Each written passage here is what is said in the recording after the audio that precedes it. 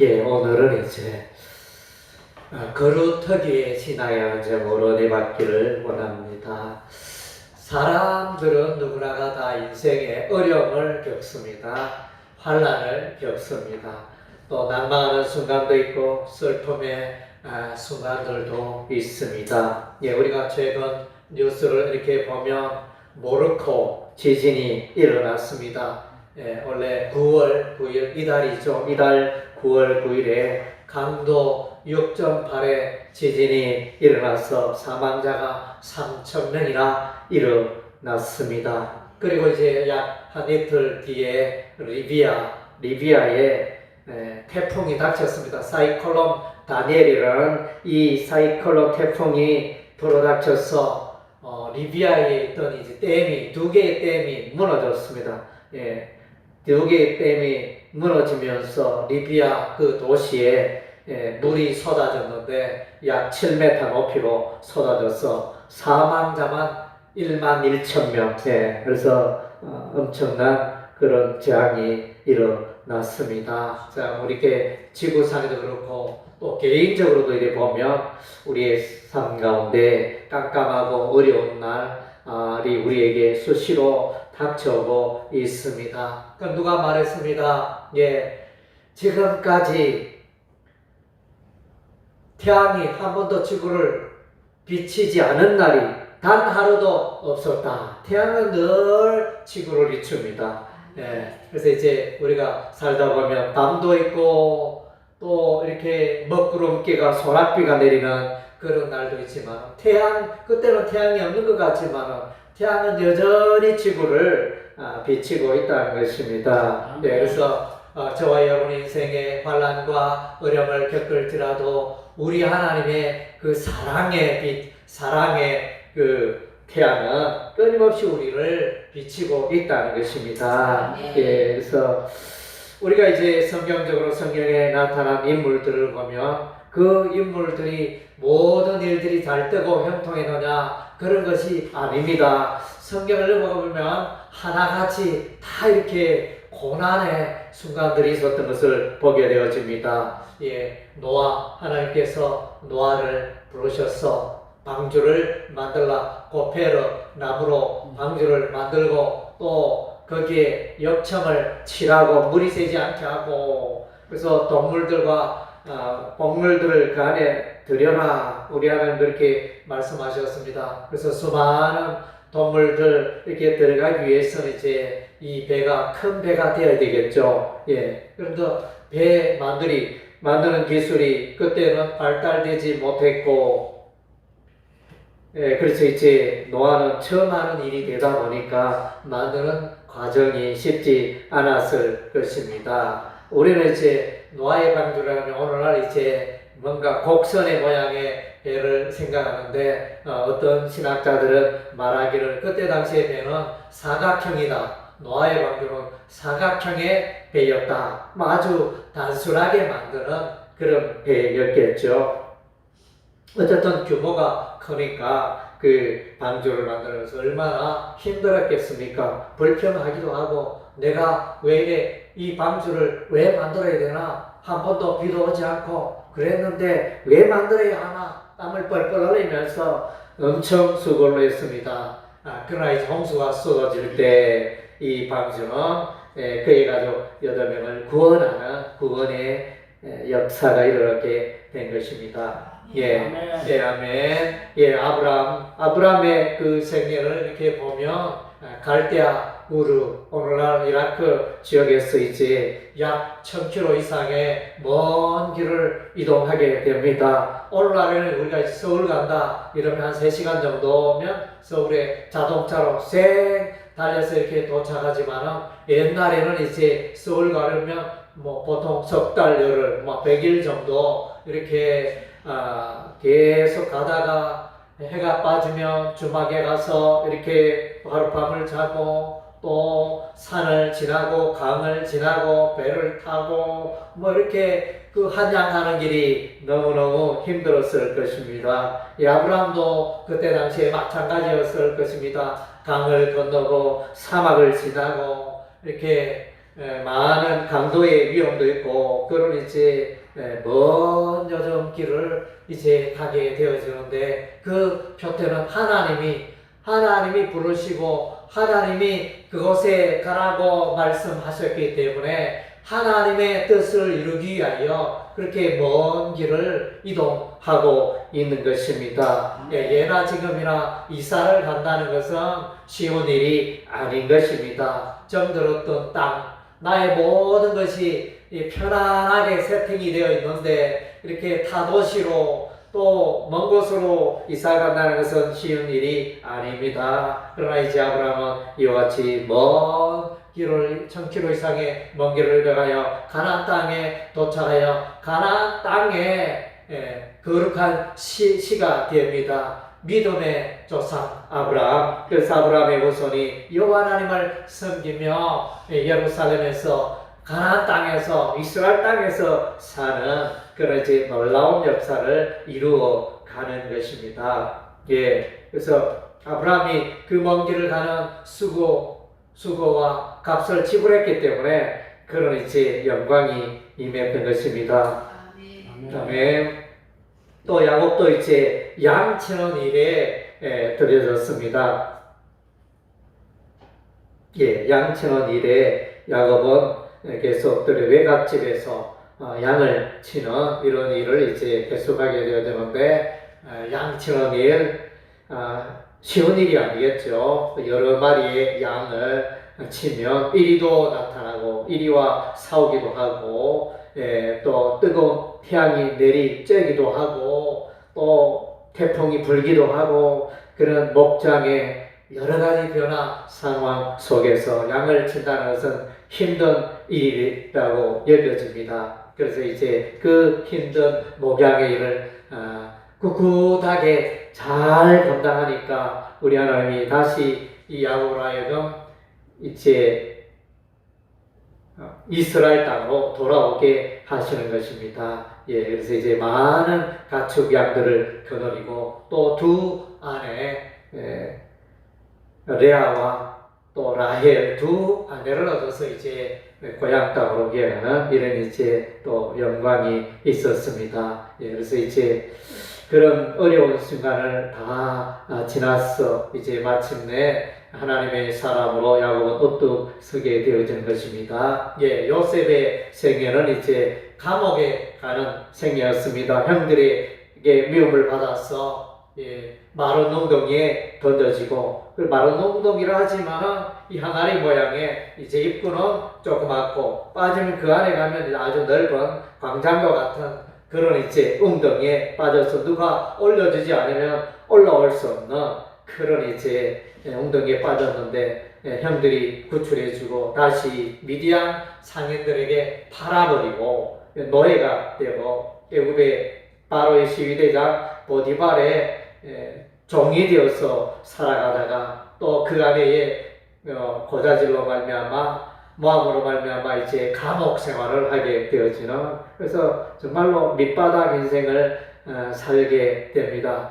해, 달, 별이 11별이 자기에게 절하는 그런 이제 꿈을 꿨지만 실제 생활은 너무나 멀고 힘들고 뭐 그 꿈은 꿈이고 삶은 삶이고 전혀 동떨어진 그런 인생을 요셉이 살아갔던 것입니다. 그러나 이제 그 감옥 중에도 늘 하나님을 경외하고 보디발의 아내가 동침하자고 버텼을 때도 내가 하나님 앞에 어떻게 덕죄하리까 이러면서 그 유혹을 뿌리치고 그렇게 의롭게 하나님 중심으로 살아갔더니 마침내 때가 되매 이제 꿈 해석을 통하여 그 술 관원과 떡 굽는 관원의 꿈을 잘 해석하고 이후에 애굽의 바로의 꿈을 잘 해석하여 마침내 애굽의 총리가 되는 영광을 차지하게 됩니다. 힘든 생활들이 있었습니다.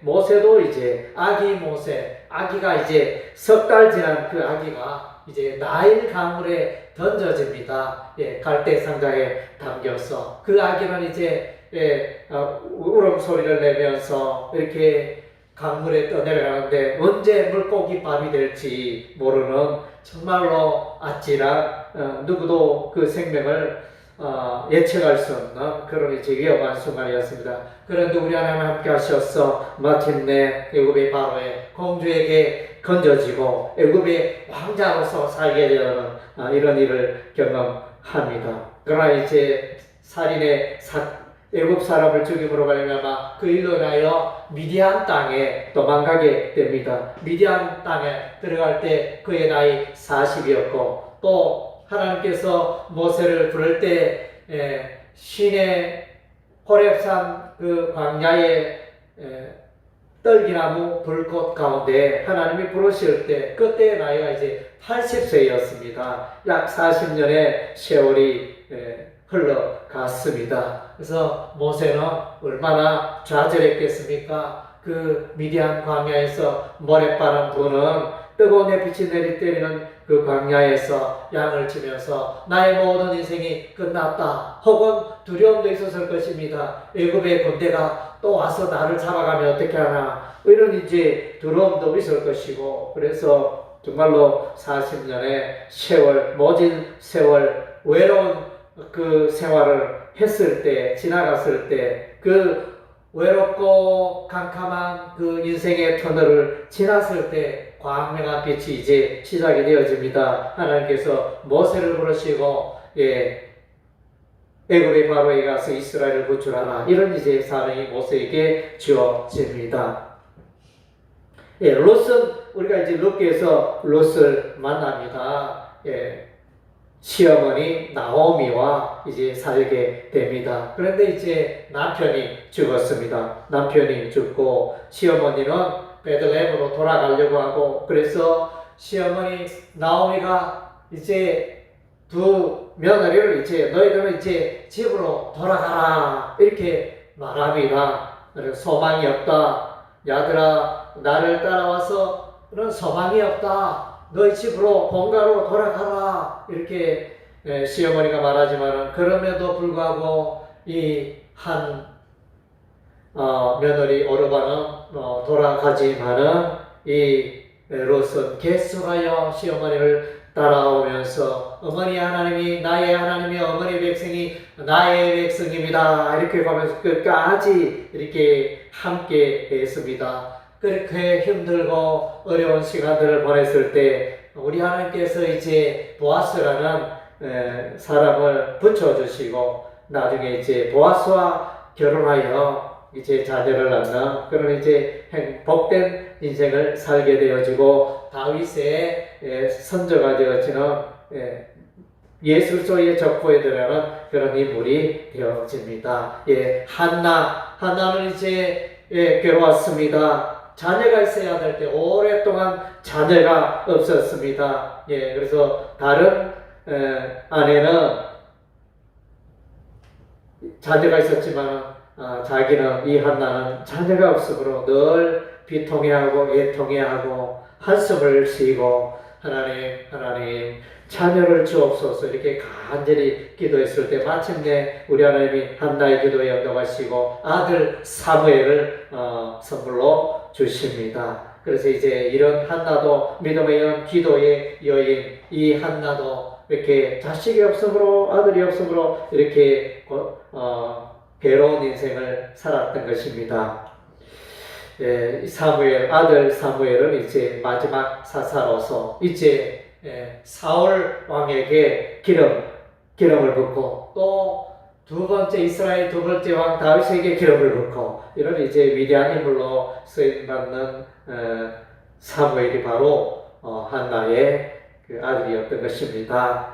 다윗의 생애도 우리가 생각하면 다윗도 이제 양치는 일을 했습니다. 야곱처럼 양치는 일을 하고 그래서 양치는 일을 하면서 또 이리도 몰아내고 이런 일들 하게 되어서 물맷돌을 돌려서 이렇게 양떼를 괴롭히는 동물들을 살아온 이리를 물리치는 이런 이제 일들도 했던 것입니다. 그리고 이제 다윗은 사무엘에게 기름 부음을 받았지만 바로 왕이 되는 게 아니고 고난의 시절 도피 생활이 시작이 되어집니다. 장인어른 이 사울이 군대를 동원하여 사울을 잡고 죽이려고 했기 때문에 다윗은 피난 생활을 했던 것입니다. 예, 산속에 동굴로 가고, 사막의 광야로 가고, 하여튼 외국으로 도피하기도 하고, 예, 이렇게 피난 생활을 계속한 그런 이제 고난의 생활, 그 고난의 터널을 통과했더니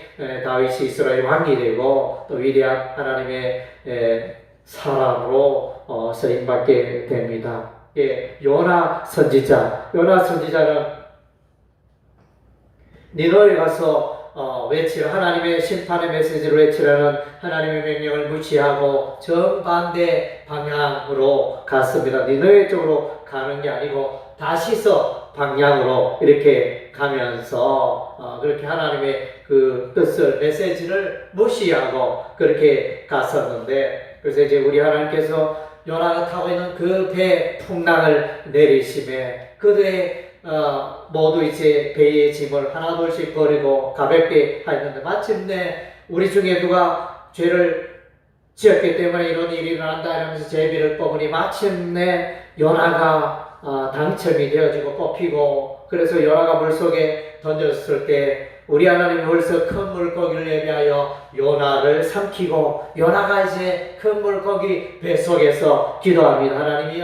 하나님이여 제가 너무너무 잘못했습니다. 하나님이여 저를 살려주시면 제가 이제 다시 하나님의 뜻을 이루고 순종하고 니느웨 성읍에 가겠습니다. 이렇게 단단히 소원을 했더니 우리 하나님께서 이제 물고기를 바닷가로 보내시고 물고기가 토함에 요나가 육지에 다시 나오는 이런 이제 기적의 역사가 일어났습니다. 예, 그래서 선지자도, 이 요나 선지자도 엄청 인생의 환난과 캄캄한 날과 죽을 뻔한 그런 이제 인생의 어려움을 겪었습니다. 그리고 이제 우리가 욥기를 읽어보면 욥은 이제 동방의 의인이었습니다. 그러나 이제 사단 마귀가 욥을 시험하고 유혹하여 마침내 욥은 모든 수많은 재산을 잃어버리고 또 자녀가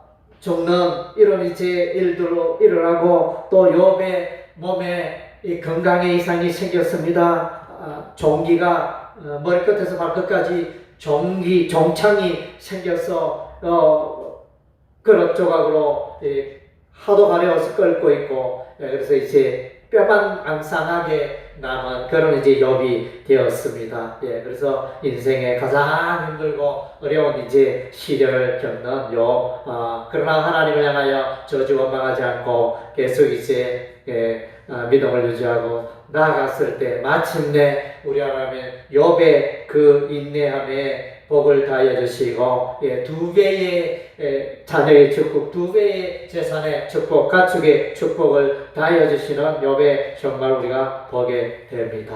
그래서 이제 성경에 나타나는 수많은 선지자의 많은 유명한 인물들이 다 인생의 고난의 터널이 있었다는 것입니다.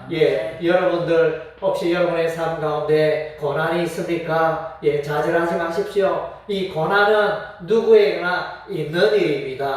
그래서 이제 이 고난에 대해서 이제 어떤 반응을 보이느냐, 어떤 자세를 갖고 살아가느냐, 부정의 생각이냐, 긍정의 생각이냐, 믿음의 생각이냐, 하나님 편에서 나의 인생의 고난을 바라보느냐, 이것은 너무 중요한 것입니다. 그래서 이제 이 하나님 없이 살아가는 사람들은 이제 자살을 하잖아요. 아파트에 뛰어내리고 온 가족을 이제 너희 살아서 소망이 없다면서 자기만 죽어도 될 텐데 온 가족도 다 죽이면서 이렇게 그렇게 악을 행하고 이렇게 소망 없이 살아가는 이제 불의의 사람들을 만나게 됩니다. 물론 그들이 통상적으로 보면 이렇게 물질적으로 돈이 없어서 쪼달려서 빚 독촉에 의해서 이렇게 자살하는 경우가 이제 대다수인 것 같습니다. 그래서 없으면 없는 대로 살아가면 되는데 왜 자살하나요? 그래서 이제 그 생각이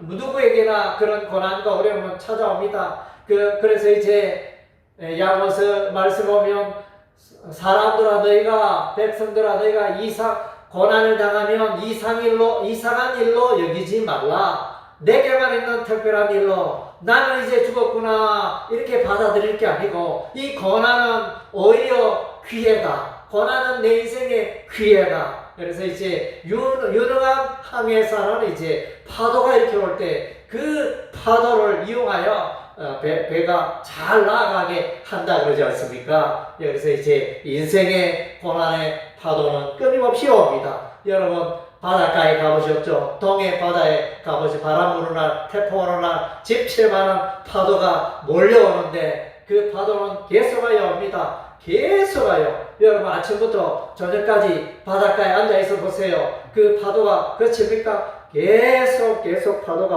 몰려옵니다. 예, 우리 인생의 고난의 파도는 끊임없이 일어나는 것 같습니다. 오늘 이제 우리가 읽은 이사야서 6장 13절의 말씀은 이제 이스라엘의 고난에 관한 그런 말씀입니다. 그래서 이제 이사야서 6장은 이제 이사야 선지자를 우리 하나님이 부르시는 장으로 아주 유명한 장이죠. 이사야서의 소명. 에 관련된 그런 마음인데, 그래서 이제 이사야 선지자에게 나타난 하나님은 거룩한 하나님입니다. 거룩하다. 히브리어 카도시, 이런 단어를 쓰고 있는데, 이 이사야 성경의 주제, 그러니까 이사야 성경에 나타난 하나님은 하나님에 대해서 대표적인 명칭은 이스라엘의 거룩한 자, 이스라엘의 거룩한 이, 이스라엘의 거룩하신 하나님. 네, 그 명칭이 이제 대표 명칭, 하나님에 대한 대표 명칭이 되어집니다. 그래서 이제 하나님이 거룩하니까 거룩한 하나님은 죄와 더불어 함께 있을 수 없잖아요. 이스라엘의 죄에 대해서 심판을 하십니다. 그래서 이제 오늘 이제 이사야 선지자를 우리 하나님 부르셨는데 이사야 선지자의 반응은 뭡니까? 화로다. 나는 죄 중에 망하게 되었도다. 이렇게 이제 탄식을 합니다. 하나님의 저는 죄인입니다. 주의 성전에 나타나 주의 보좌에 높이 들린 하나님의 그 영광을 바라보며 하나님의 거룩을 보며 꼭 거꾸로 지면서 하나님이여 저는 죄인입니다. 제가 이 죄인이 영광의 하나님 거룩하신 하나님을 보게 되었나이다. 이러면서 이렇게 회개하는 그 장면이 이사야서 6장에 나타납니다. 그래서 이제 서랍 중에 하나가 그 불에 불 붙는 그 서출, 그 불 붙는 서치라, 핀 서치라 이렇게 되어 있는데 원어로 보면 이제 불타는 돌, 불타는 에벤으로 이렇게 예벤의 얘기로 나와 있습니다. 불타는 돌, 뜨거운 불이 이렇게 아주 고온의 돌이 되면 돌이 빨갛잖아요. 그러면 이제 어떤 아주 그 돌을 말합니다. 수치로 보면 그 불타는 돌이 와서 이제 그걸로 말미암아 정결케 되었지는 이런 이제 역사가 일어납니다. 그리고 나서 이제 누가 나를 위하여 갈고 이러니까 그래서 이제 이사야 선지자가 내가 여기 있나이다 나를 보내소서 이렇게 하나님의 음성에 응답하지 않습니까?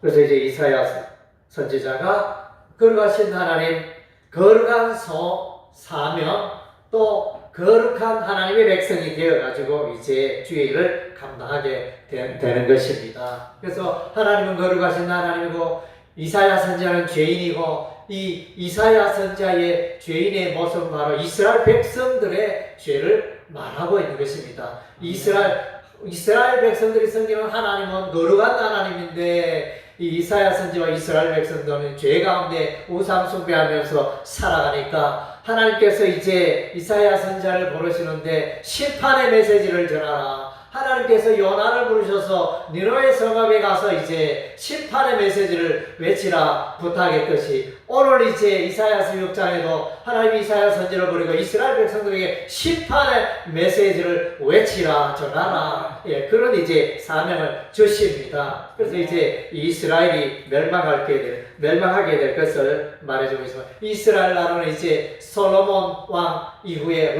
솔로몬의 왕의 아들 르호보암 왕 때 나라가 두 개로 쪼개집니다. 북이스라엘 왕과 남왕국 유다로 이렇게 두 개로 나라가 분열이 되어지는데 그래서 이제 북쪽에 10지파, 그 다음 이제 남쪽에 한 지파라 하기도 하고 레위 지파가 있으니까 두 지파라 하기도 하고 이렇게 이제 그렇게 나누어집니다. 그래서 이제 우리 본문에 이사야서 6장 13절에 읽은 바 여기에 보면 이제 10분의 1이 나옵니다. 10분의 1은 유다를 말합니다. 유다 왕국을 말합니다. 그래서 이제 그러면 10분의 9는 이제 북이스라엘 나라를 말하는 것입니다. 그래서 이제 먼저 BC 722년에 아수르에 의해서 북이스라엘 왕국이 우상 숭배하다가 멸망합니다. 멸망했고 약 150년 뒤에 BC 586년에 남왕국 유다가 또 우상 숭배하다가 멸망합니다. 지금 이제 이 메시지는 이제 10분의 1이 남아있다. 그럼 이 상황은 히스기야 왕 때 북이스라엘 왕이 멸망하는데 그래서 이제 그러니까 히스기야 왕이 북이스라엘의 왕이었다 이런 게 아니고 북이스라엘 나라가 멸망할 때 히스기야 왕은 남왕국 유다의 왕이었다는 것입니다. 그때 이제 멸망했는데 그래서 이 시점으로는 북이스라엘 왕국은 멸망하고 아직 유다 나라나 남왕국 유다는 남아있다 이 표현을 이제 이사야서 1장에 보면 포도밭의 망대처럼 남아있다. 참외밭의 원두막처럼 남아있다. 또 비유하기를 에워싸인 성읍처럼 남아있다. 그래서 아수르 나라가 이스라엘의 대부분을 점령했을 때 예루살렘 성만 딸랑 남았거든요. 이제 그런 상태. 그래서 이제 남왕국 유다가 지금 겨우 10분의 1처럼 남아있지만 이것마저 남왕국 유다마저 멸망하리라 이런 의미가 되어집니다. 그러나 이제 밤나무 상수리나무가 베어지지만은 그러나 이제 거루터기는 여전히 남아서 때가 되면 그 거루터기에 가지가 올라오고 싹이 올라오고 순이 올라올 것이다. 그래서 그 거루터기가 바로 거룩한 시가 될 것이에요. 거룩한 시 하나님의 백성을 말하고 있습니다. 요 거루터기 곧 거룩한 시는 이제 이사야 성경에 나타난 남은 자 사상과 연결이 되어집니다. 그래서 이제 이 죄 가운데 살아 이스라엘 백성은 바벨론에서 70년 동안 포로 생활을 하게 됩니다. 그래서 70년 포로 생활을 하게 되는데 에레미야 선지자가 예언했고 다니엘 선지자가 70년 끝날 즈음에 다니엘 선지자가 이제 그것을 깨달았고 70년이 이제 다 하였구나 그것을 깨닫게 되어집니다. 70년 포로 생활은 이스라엘 백성을 죄 가운데 있는 불의한 이스라엘 백성을 연단하는 그런 연단의 기간이었습니다. 그리고 이제 70년 이 사건 이후에 하나님께서 이제 다니엘에게 70일의 환상을 보여줍니다. 70일의 환상은 뭐냐? 이제 이스라엘에게 소망의 환상을 보여주는 것입니다. 소망의 환상의 그 꼭대기 정점은 메시아입니다. 메시아 예수 그리스도가 다시 오실 것에 대한 그 예언이 환상이 바로 이제 70일의 환상이 되어집니다. 70일은 통상 이제 70년, 70 곱하기 7을 합니다. 77이 49. 그래서 490년으로 해석을 합니다. 이 490년이 이제 어떻게 계산을 해야 하느냐. 이 490년 계산하는 데는 이제 대단히 어려운 문제입니다. 대단히 어려운 문제예요. 많은 그 신학자들마다 해석자마다 다 해석을 달리 합니다. 그래서 이제 기간을 해보니까 아구가 잘 안 맞아요. 예. 그래서 이제 예루살렘 성을 재건하라, 중건하라는 명령이 떨어지고 난 이후에 기름 부음 받은 자 메시아가 끊어지고 메시아가 십자가에 죽는 그 기간을 이제 해보니까 490년으로 이리 붙여서 이래 해도 이렇게 잘 답이 나오지 않는 거예요. 그래서 이제 이 부분이 해석이 어렵다 이렇게 말하고 있는데, 제가 이제 이 부분에 대해서 이제 최근에 연구를 좀 했습니다. 연구를 해가지고 저는 이제 확신하기로는 이제 이 예루살렘 성을 중건하라 이 명령을 고레스 왕의 원년으로 기준할 게 아니라 이후에 아닥사스다 왕 7년에 에스라가 예루살렘으로 돌아오게 됩니다. 올라옵니다. 2차 귀환, 서룹바벨을 중심으로 올라오는 1차 귀환, 그 다음 2차 귀환은 에스라를 중심으로 2차 귀환이 이루어지고, 3차 귀환은 느헤미야를 중심으로 3차 바벨론으로부터 예루살렘으로 도는 3차 귀환이 이루어지는데, 그래서 이제 제가 볼 때 에스라 제사장 겸 학자가 올라오는 그 시간, 그때 BC 458년, 하여튼 그 아닥사스다의 그 왕의 명령, 아닥사스 왕 7년에 에스라로 그 왕이 에스라에게 예루살렘으로 돌아가라 이렇게 말하는 그 영을 기준으로 하면 이제 490년이 이제 아구가 맞아집니다. 그래서 이제 칼빈은 해석하기를 이제 고레스 왕 원년으로 바벨론 성을 중간한 그걸 중심으로 해석을 했는데, 그렇게 하면 안 맞아요. 그래서 이제 메시아 십자가의 사건을 중심으로 거꾸로 해서 맞춰서 해석을 해야 정확한 기간 계산이 나오는 것입니다. 그래서 이제 70일의 유한성을 통해서 이제 이스라엘이 영적으로 회복되리라. 이제 그래서 BC 586년 예루살렘 성전이 회파되고 난 이후에, 그래서 이제 서룹바벨 성전이 제2성전이 세워집니다. BC 586년 이후에 70년 세월, 그러니까 BC 516년 되죠. BC 516년에 서룹바벨 성전이 완성이 되어집니다. 70년 세월 그렇게 지나가는데, 그래서 이제 그렇게 70년 세월을 그렇게 계산하는 방법이 있습니다. 성의 파괴와 성의 종교, 그렇게 딱 계산하는 방법이 있고, 반면에 바벨론의 포로 생활을, 이스라엘의 포로 생활을 기준으로 해서 70년을 해서, 그래서 이제 어디입니까? BC 605년에 다니엘이 포로로 잡혀간 그때 기간으로부터 BC 605년부터 해서 BC 536년 고레스 왕 원년을 해가지고 그렇게 하면 70년이 나옵니다. 그렇게 두 가지 계산 방법이 있습니다. 그래서 이 70일의 환상의 초점은 이 성의 예루살렘 하나님의 성전이 중건되는 이것에 초점이 있는 게 아니고, 이것은 영적인 회복, 영적인 이스라엘의 회복과 영적인 메시아의 시대, 영적인 그 성령의 시대, 복음의 시대에 초점이 맞춰져 있기 때문에 이 70일의 환상을 이제 그렇게 해석해야 하는 것입니다. 그래서 아멘. 그래서 이제 우리가 이제 메시아에 대해서 설명할 때 2세의 줄기에서 한 삭이 올라오고 2세의 뿌리에서 또 삭이 올라오고, 이런 표현이 한 줄기가 올라오고 이런 이제 표현이 있는데, 요것의 2세 줄기는 이제 나사렛, 이 줄기는 이제 네체르라는 히브리어인데, 이것이 신약 마태복음 2장 24절 예수님을 걸어 나사렛 사람, 나사렛이라는 마을에 예수님이 살게 되어집니다. 이 나사렛의 이 근원을 들어가 보면 언약을 지키다, 그런 의미가 있습니다.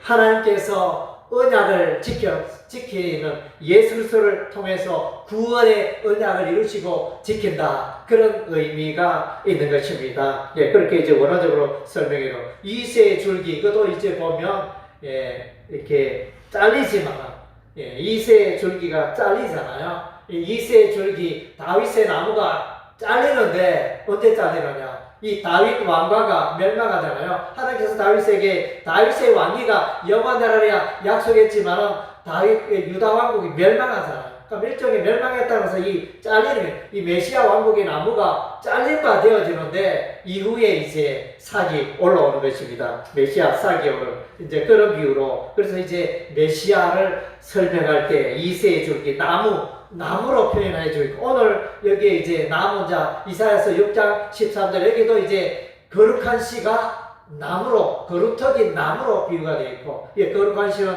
결국은 이제 나아가면 메시아로 연결되어지죠. 예, 거룩한 하나님의 사람들 씨. 그래서 이제 이사야 11장 1절에도 그 거룩터기 개념, 나무의 개념으로 이렇게 나와 있습니다. 나무는 참고적으로 5,000년 동안 사는 북극 참나무도 있고, 3,000년 동안 사는 캘리포니아 소나무도 있고, 2,000년 동안 사는 유럽 떡갈나무도 있고, 그래서 이제 나무는 이제 세월이 장구한 그런 존재가 되어집니다.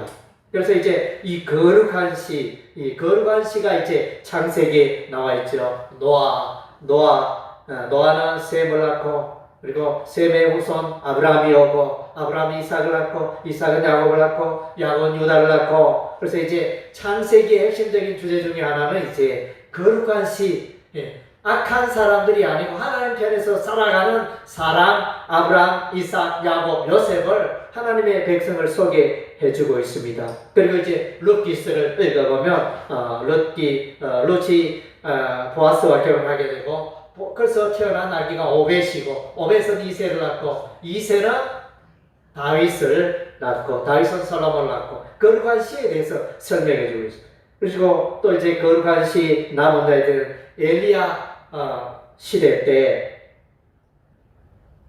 엘리야 선지자가 아합 왕에게 많은 하나님의 선지자를 죽임을 당하고 이렇게 했을 때 엘리야는 하나님께 말합니다. 하나님이여, 이제 나 선지자는, 하나님의 선지자는 내 혼자밖에 없습니다 이랬는데, 하나님께서 응답하시기를 바알에게 무릎 꿇지 않은 자 7,000명을 남겨두었다. 여기서 이제 남은 자 사상입니다. 그래서 이제 로마서 10장인가 9절에서 9장 10장에 보면 이제 이런 내용이 나타납니다. 그리고 이제 이 거룩한 씨가 바벨론의 포로로 있던 자들 중에서 돌아오는 거룩한 씨가 있는데 42,360명 레위지파를 중심으로 하여, 그래서 42,360명이 예루살렘으로 돌아오게 됩니다. 이들이 바로 이제 거룩한 씨고 예루살렘의 씨앗이, 거룩터기 씨앗이 되어지는 것입니다.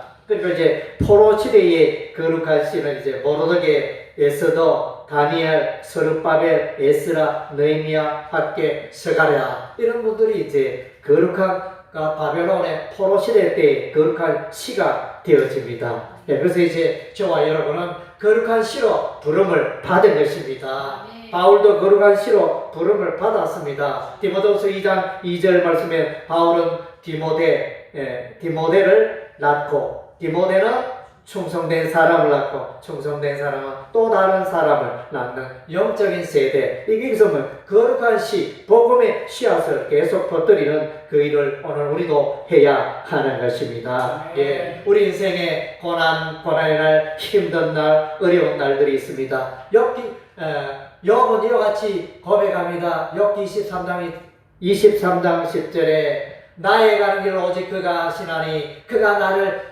연단하시는 내가 정금같이 나오리라.